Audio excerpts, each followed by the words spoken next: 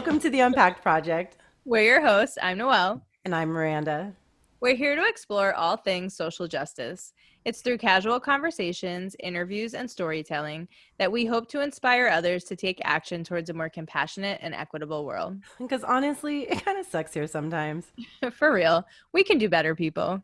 All right, let's start unpacking.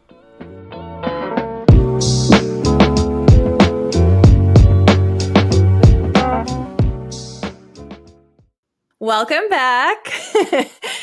We hope you all enjoyed our kickoff episode last week. So as we mentioned, we're going to be diving deeper into the effects of living in a white world. So in season 1, we talked a lot about different concepts, right? Different types of implicit biases, systemic racism, equity reform and education, and our criminal justice system. So we talked about a lot last season. But what we haven't really spoken about in depth are the various impacts that we see for people of color at a personal level living in a white world. Yeah. And there's a lot, right?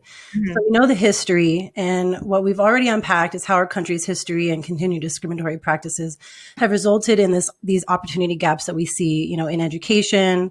There's lack of healthcare access, inadequate housing, racial wealth gaps as well. There's disproportionate criminalization of communities of color. But all of this has a drastic impact on people's psyche. It's on their bodies and their minds. And so we hear a lot of, we're tired, and there's this epidemic health crisis within the Black community as well. So. Yeah. I mean, when I think back to George Floyd, which is really the incident that kind of prompted us to start this podcast, right? And I think about the video being shared over and over again on social media and the news. And it was just so awful to watch. And honestly, I shared it myself because it's like, everyone, like, look at this shit. This is happening, and it's a human rights crisis, and enough, like, you feel like you want people to see it. Yeah. And it wasn't until I saw somebody post something about the re-traumatization for the Black community every time that they have to see these images and videos over and over again. And it was something I had literally never thought of, because it's different for me, right? Like at a humanistic level, I see those images and videos, and I have empathy and heartbreak and anger, and I experience that type of emotion towards it, but it's not personal for me in the same level, the same way it would be for you, right? Or any person of color that's living that life. And so I felt like I was contributing to that pain, which wasn't okay for me. Like, it opened my eyes to this whole other perspective that I had never even thought of, what it must be like living in this world on an everyday basis, dealing with all of this. But then it's like, if white people don't see this, then they don't believe it's happening. So, is there a balance? Like, what does that look like? Yeah. Well, and I'm glad that you bring that up, right? So for those of you listening, like, we write out our scripts, right? Now that there's a visual aspect, you're going to see our eyes, going back and forth. But, Noelle writes the scripts, and then I go in and add to them, kind of edit whatever need be. And so I read her response, and I was like, I hadn't realized that you felt that way. It's something that we've never talked about. And I've definitely posted about that, because I actually haven't watched any video. And so it's this idea of this, it's really trauma porn, right? So exploiting traumatic experiences for the purpose of shock value, right? So the worse it is, the more violent it is, then you're going to get it, right? You'll finally understand. But our pain is really just like on display for folks. And I think of, kind of any type of video or story, whether it's, someone's pain through whether it's like rape, violence, police brutality. And I have the same response, like, that doesn't serve me, So even before learning about, re-traumatization, that was something for me. And so, there's this collectively shared PTSD amongst the Black community. And like I said earlier, we have this mental health crisis. So, the first video that I saw was actually Alton Sterling. And for whatever reason, I watched it. And if you recall, his story was reduced to, the guy selling CDs outside of the convenience store, right? And when I saw the video, just the levels of sadness and rage, and it's like helplessness and confusion and anger and fear, and really like defeat, I think, is just almost the best word, because it's kind of all encompassing. it just washes over you, and it's not a feeling that you can just put away, So anytime that I'm scrolling through social media and I see the beginnings of police brutality or even hear them, it's anxiety inducing. The tightness in someone's chest, this increased heartbeat, the sense of fear. And then we have to think about, what about folks that live in communities that are overly policed? What about folks that are experiencing this on a regular basis, dealing with racist police? So what happens when a Black man hears a siren behind him? What trauma is a pregnant mother passing to her child when she lives in this? There's just such a vast difference in the experiences lived in two different worlds, simply because you're Black or you're white. Yeah, I mean, amongst like all the other things too, right? Like we mentioned, I think in the last episode, that race is just one aspect of our identity. And it interacts with other parts of who someone is as a person. So there's a concept where it's called intersectionality. And Kimberle Crenshaw coined that term in 1989 when she was kind of challenging work that treated race and gender as isolated and distinct constructs. And so her research really intended to call attention to the fact that a Black woman's experience of oppression differs from a white woman's experience. And, the work was really groundbreaking back then, and it's now being applied to more than just the dimensions of gender and race. But it's really meant to understand how a range of marginalized identities can interact to kind of create these uniquely like exacerbated experiences. Yeah, definitely. And so the actual definition of intersectionality is the complex cumulative way in which effects of multiple forms of discrimination, such as racism, sexism, and classism, combine, overlap, or intersect, especially in the experiences of marginalized individuals or groups. So that's, from the dictionary. And I think it's important to think about people's experience through this lens because, just as you mentioned, when we talk about these disproportionate outcomes for people of color, it only makes sense that they're further exacerbated every time we layer on another marginalization, such as being part of the LGBTQ community, being a woman, being of low socioeconomic status, certain religious affiliations, things like that. So it's just more weight that we carry. Right. And so we love an activity. So, to help us understand this intersectionality concept, we are going to use something called the social identity wheel to learn a little bit more about this. So for those of you who are at home who don't have an actual copy of the wheel, grab your paper and pencil again. So we're going to have you list out various dimensions. It's going to sound a lot like the in-group and out-group activity that we did in season 1 at the very beginning. But that in-group and out-group activity was more trying to understand how our different identities affect who we surround ourselves with. And so this activity that we're going to do now, and really what we're going to be talking about this season, is what's our own identity? How do we identify on these various dimensions? What means the most to us? How do we feel perceived? And really an exploration of that. So, from the aspect of being privileged or being marginalized. So we use the word marginalized a lot. Actually, sometimes I wonder, do people actually truly know even what that means when we use that word? So when we speak about marginalized groups, what we're really saying are social identity groups that are disenfranchised or exploited in society. And then privileged groups being social identity groups that are hold this unearned privilege in society. Yeah, definitely. So I'm going to I'm going to list off some of these things that I want you all to write down. I took up 2 pages. There's about 12, I believe. So just giving yourself some space because you're going to have to do some underlining, circling, things like that. Okay, so write down the following: gender, race, sexual orientation, ethnicity, religion, socioeconomic status. You could just put SES. Class, age, disability, body size, nation of origin, and education. All right. So once you have those down, we're going to split this into 2 parts. So the first thing that we want you to do is put a check next to the identities that you think about most often.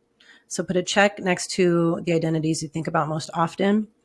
And then you can circle the identities that you think about least often. So you can pause this right here to do that. Again, check next to the identities you think about most often, circle the identities you think about least often.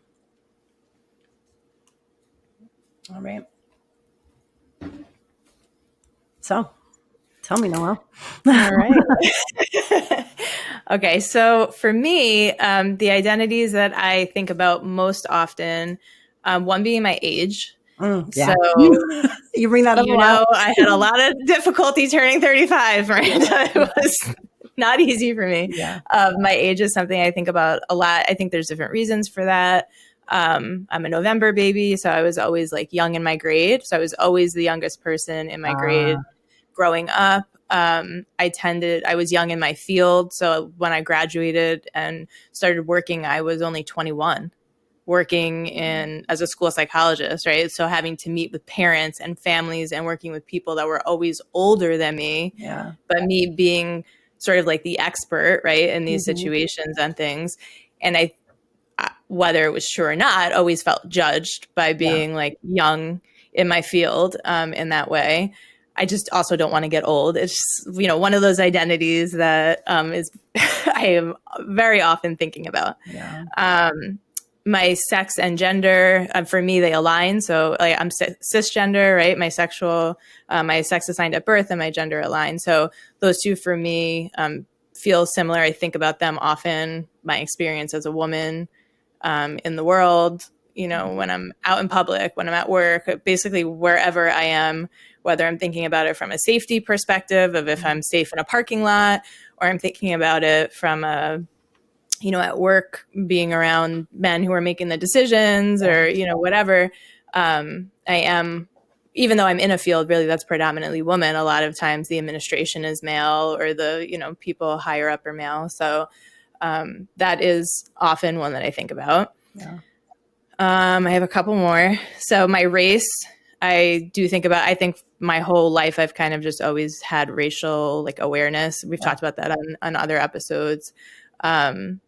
In my work, I work in Title I schools. I have a lot of Black and brown students and families, and I'm aware that I'm a white woman working with these communities. And I've been around a lot of white people in my life and hear a lot of things that are alarming. And it's just something I've always been aware of and continue to always think of in terms of my place in the world and my privilege in that way. So that, and then my body size, also something I think of a lot.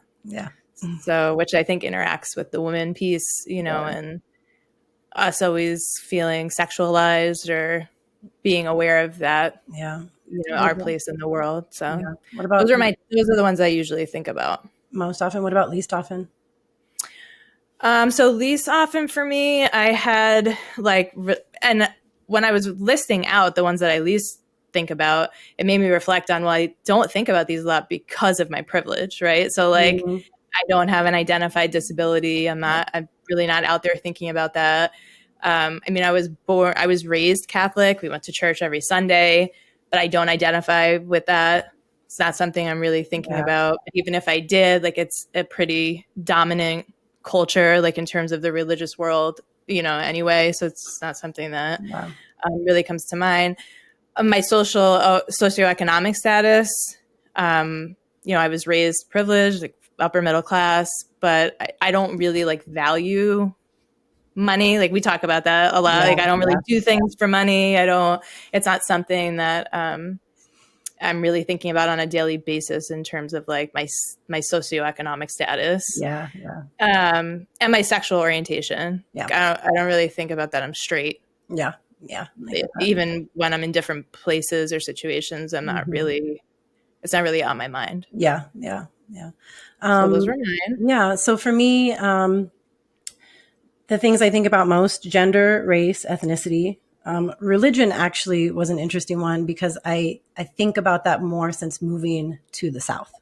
And it's not ever something that I took into consideration, but because I come across more people that are religious and attend church, and because I'm from, and not that you can't be religious and liberal, but there's a different type of way I've experienced folks that are religious in the South versus, on the West Coast.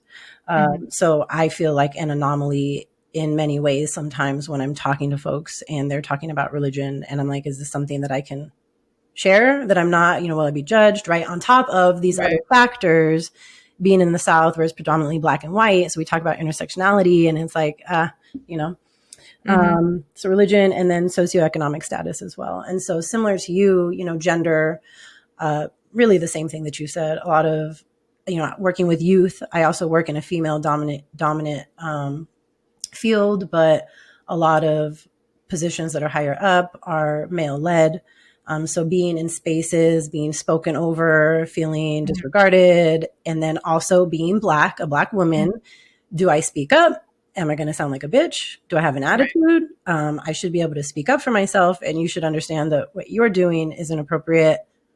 But the viewpoint for most people, and I think sometimes women too, is that like, she's being rude, you know? Right. So that's something to think about often. You know, I have brown skin.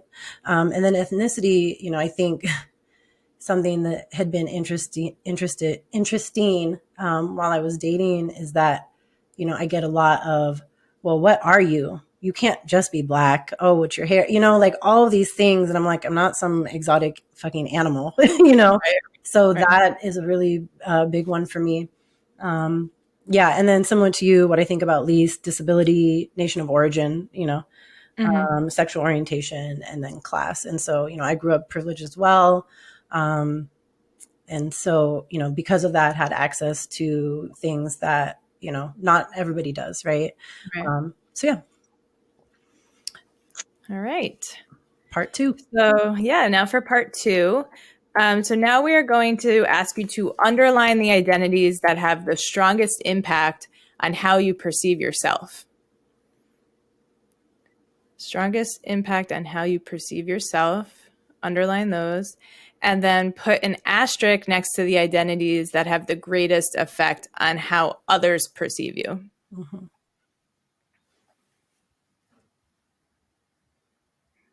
All right. So, Miranda. I found this, you know, really interesting, right? Because the identities that I think about most often are also what tend to I feel most impacted by because of my thoughts, and then also how I'm perceived by society, right?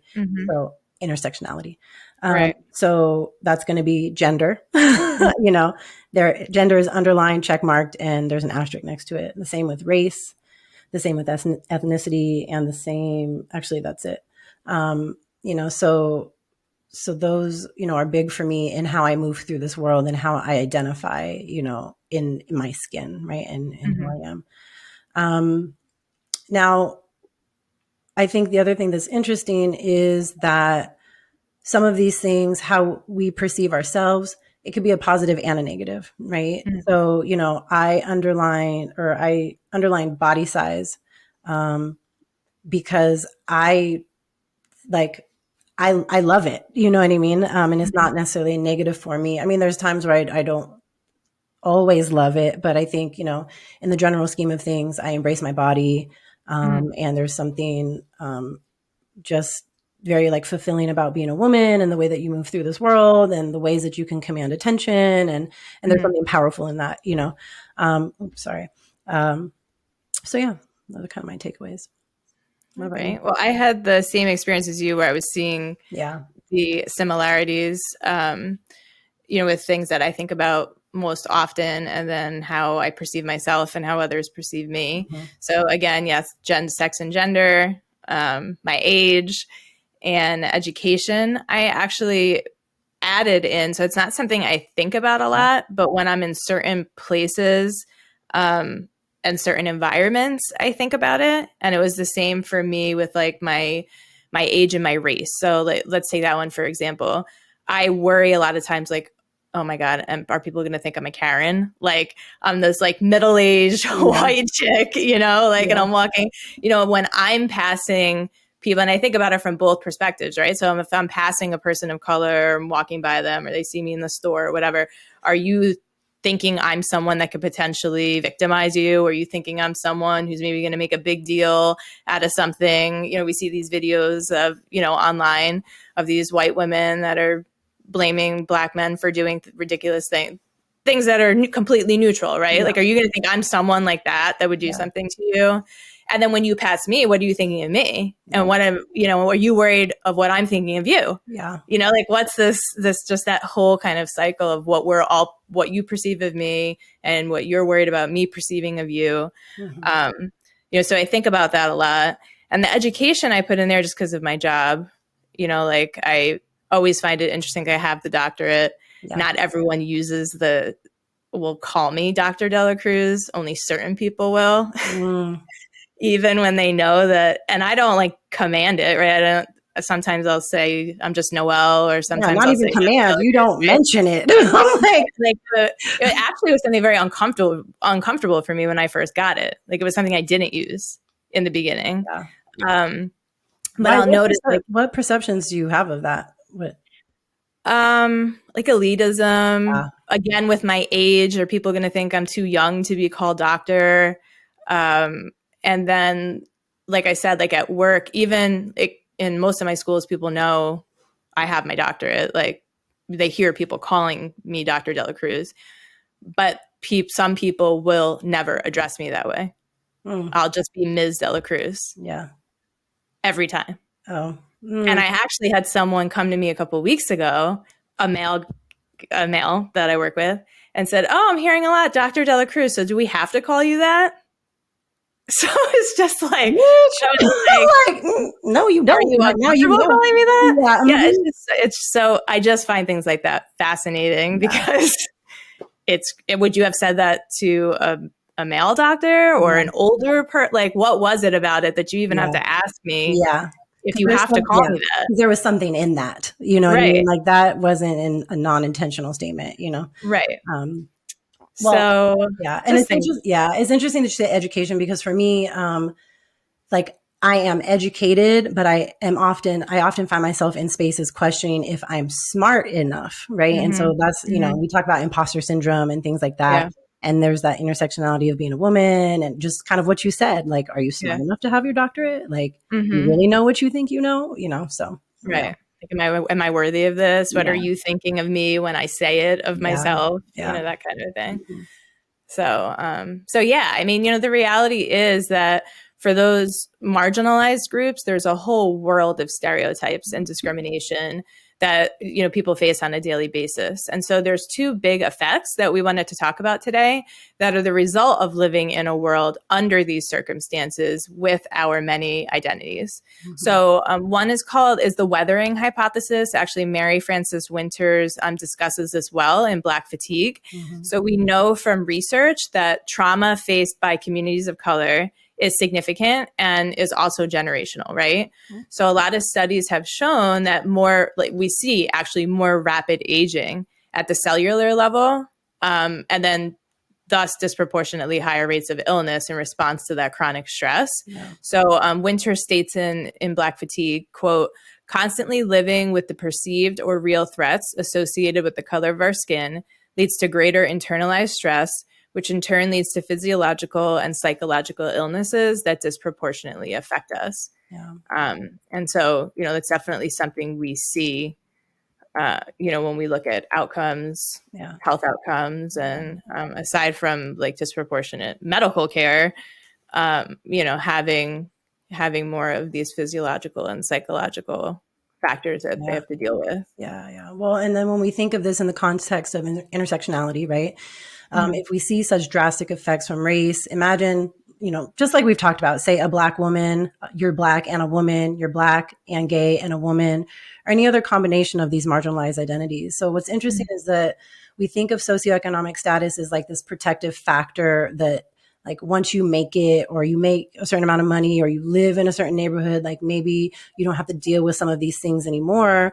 But what happens, it's not this privileged identity. When we look at the research on Black people who move up in the socioeconomic status ladder, health status gets worse actually for Black people as opposed to white people. So, Winters again discusses this is likely due to these pressures of having to deal with this increased opportunity for discrimination, tokenism within their organizations, communities, that one Black friend where you can't speak up or say anything, just these microaggressions that people, are or are not aware of that they're saying. So, another issue.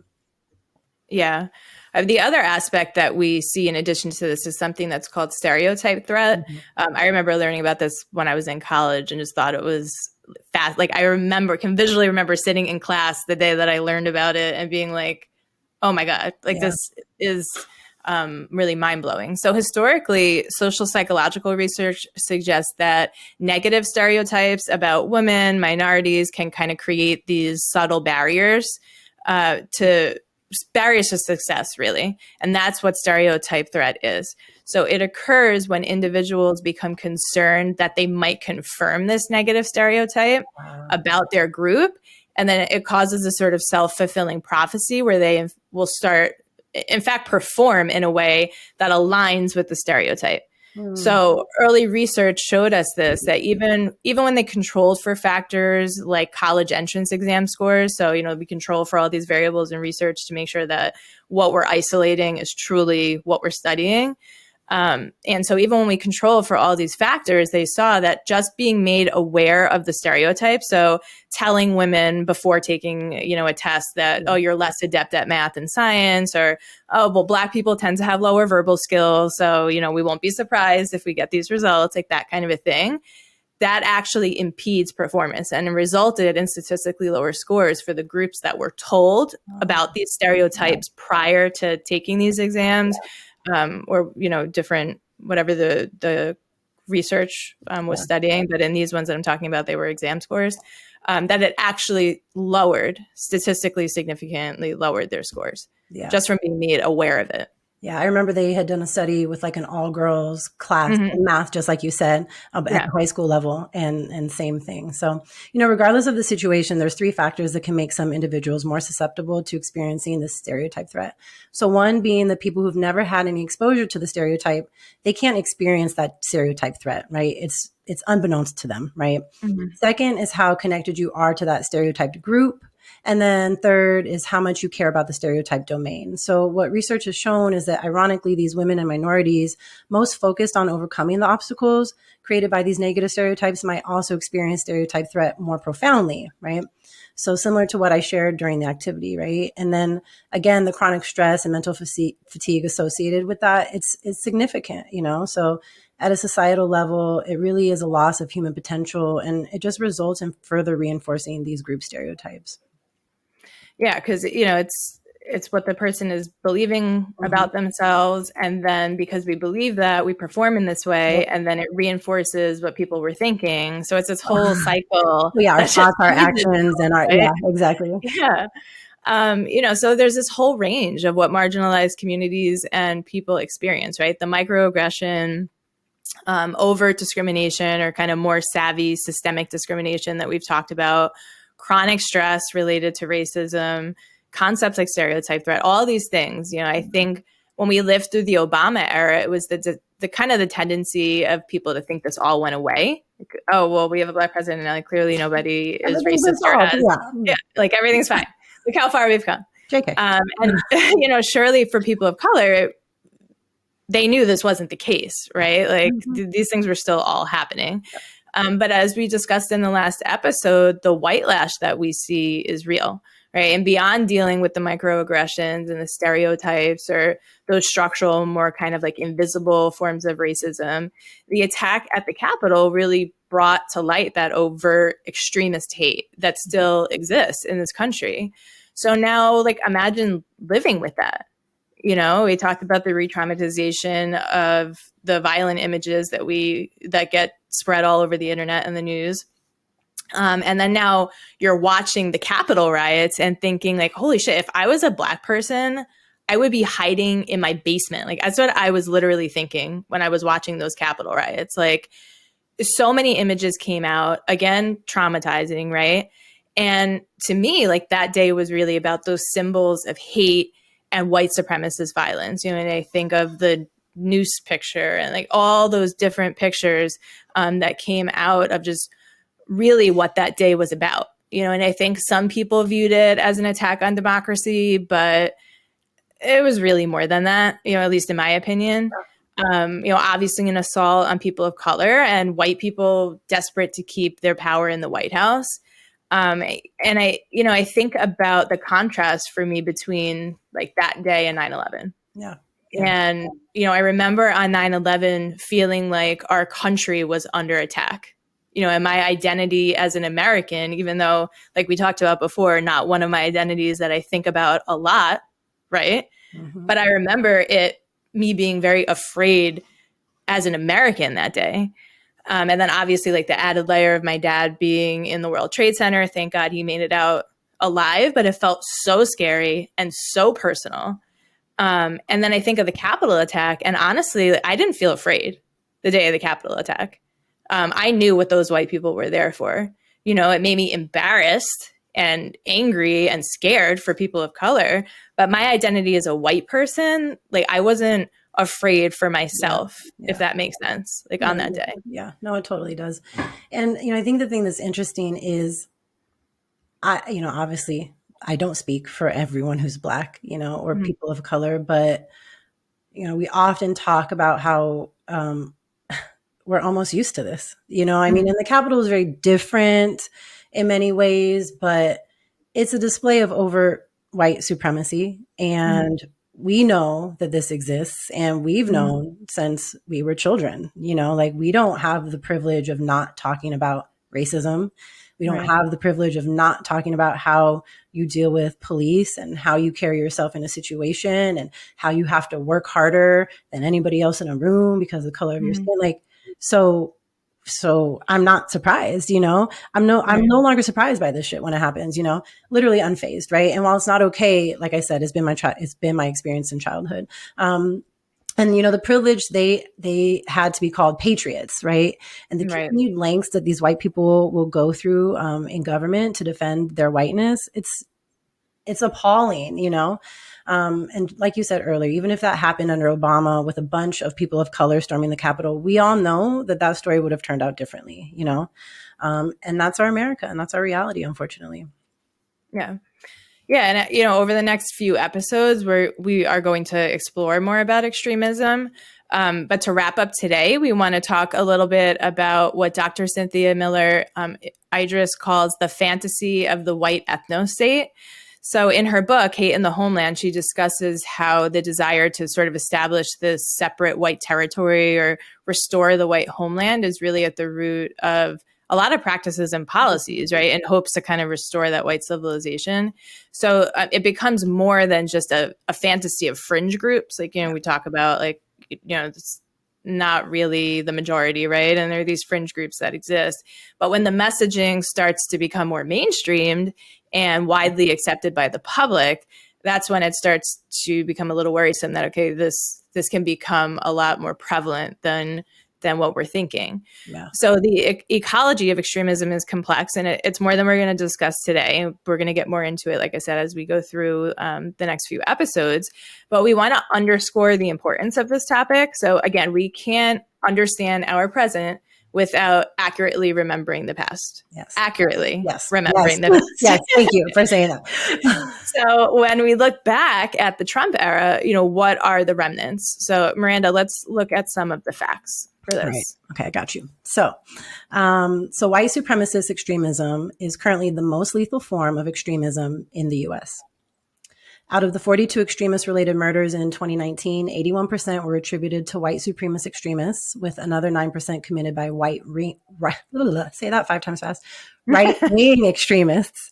In 2018, far-right extremists were responsible for at least 50 U.S. deaths, which is the 4th deadliest year since 1970 in terms of domestic extremist deaths, with the majority of those deaths linked to white supremacy specifically.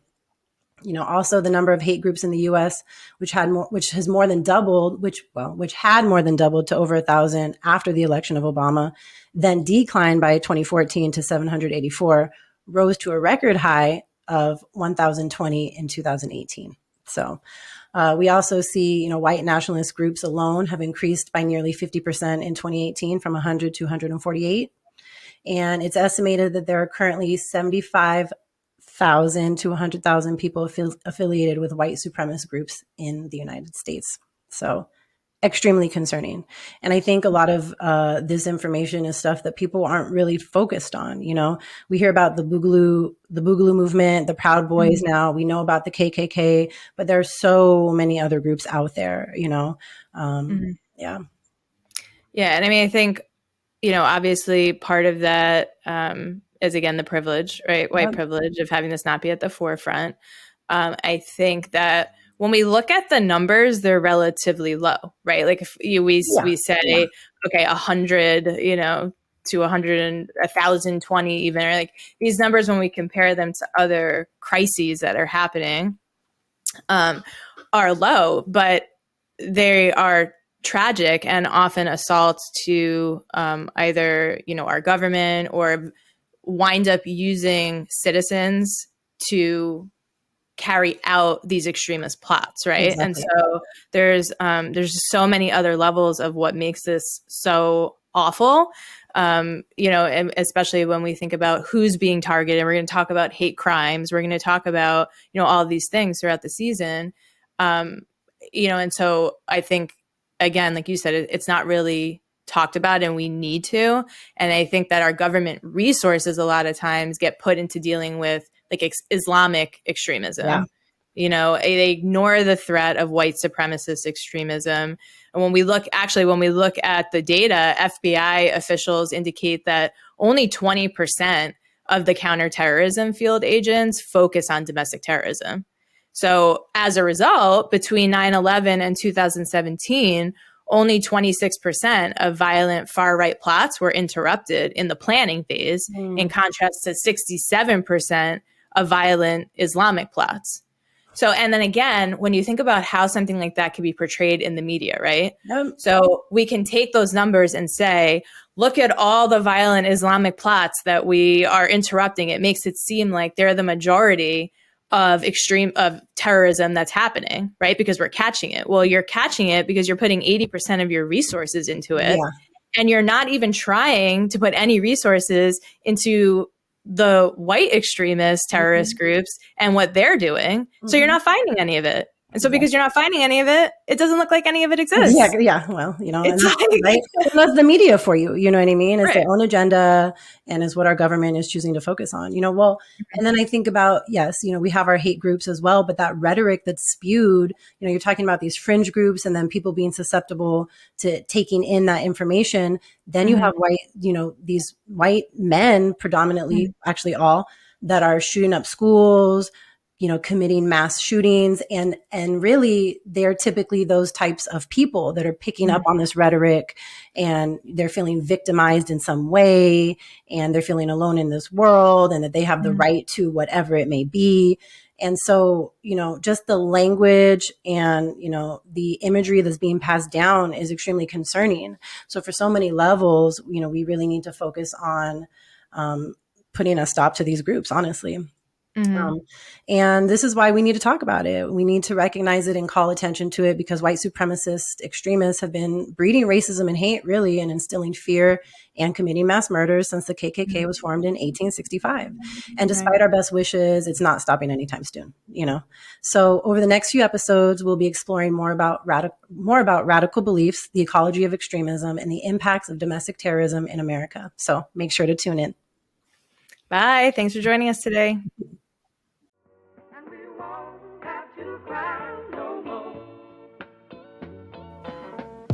Show the Unpack Project some love and be sure to like, subscribe, and review our podcast. You can also check us out on Instagram at _Unpack Project. And if you enjoyed today's episode, visit our website at theunpackedproject.com, where you can make a donation that supports the research, production, and operating costs of this work. Shout out to all of our listeners who unpacked with us today. See you next week. Peace.